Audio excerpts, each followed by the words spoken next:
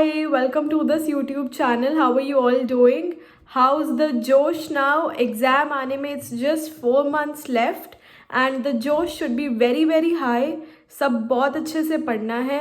3 months है कि अच्छे से आप रिविजन्स कर लो लास्ट के मंथ में, क्योंकि थोड़ी सी anxiety also takes a toll और साथ में आपको अपनी रिविजन्स करनी होती हैं, कंप्लीट क्यू बैंक्स करने होते हैं. सो इससे पहले ये 3 मंथ्स बहुत क्रूशियल है लास्ट के अपना मटेरियल को कंसाइज करने में, right. So in this video I am going to talk about a feature which is there in so many apps and how to utilize this feature effectively to your good. That is the feature of bookmarks. Yes, bookmarks को कैसे utilise करना है, क्या गलती नहीं करनी, that I am going to discuss now, right. First of all I should be clarifying this कि bookmark किन क्वेश्चंस को करना है. बुकमार्क क्वेश्चंस को करना है only and only those which are very very important, predictable and image based. उन्हीं क्वेश्चंस के लिए फ़ायदा है बुकमार्क करने का. फॉर दोज क्वेश्चंस जो हमें लग रहा है कि मुश्किल है, नहीं आते, ये टॉपिक नहीं पढ़ा, we tend to bookmark them as well. पर ये गलती नहीं करनी है. बुकमार्क करना है सिर्फ उन्हीं को जो बहुत इंपॉर्टेंट हो and that you will be able to revise them in the last 10 days.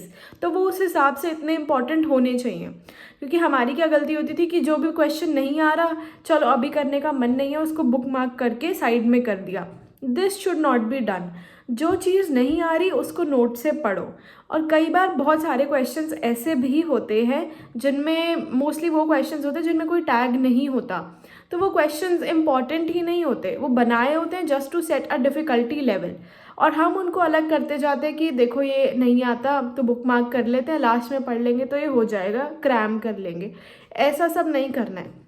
अगर कोई टॉपिक इंपॉर्टेंट है और फिर भी नहीं आता, go through the main notes. पर if that question is really important, only and only then bookmark it. Okay, now next question is कि बुक मार्क कर लिए, 250 हो गए, 500 हो गए, 600, 700, बहुत सारे क्वेश्चन इकट्ठे हो गए हैं बुक मार्क होके. तो अब उसको रिवाइज़ कैसे करना है?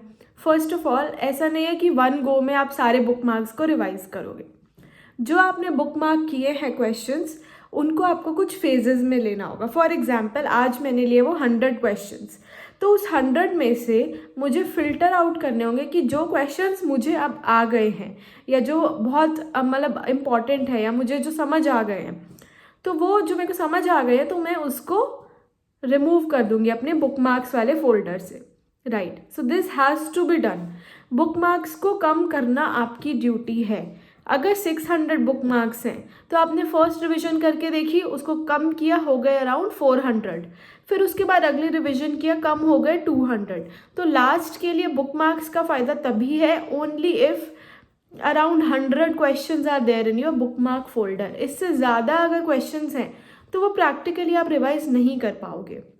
And I would advise you to bookmark for दो सब्जेक्ट्स. फॉर एग्जाम्पल डर्मा जो इमेज बेस्ड है, या फिर फिजियोलॉजी हो गया जिसमें ग्राफ्स हैं, तो आप इनके बुक मार्क करो मेनली.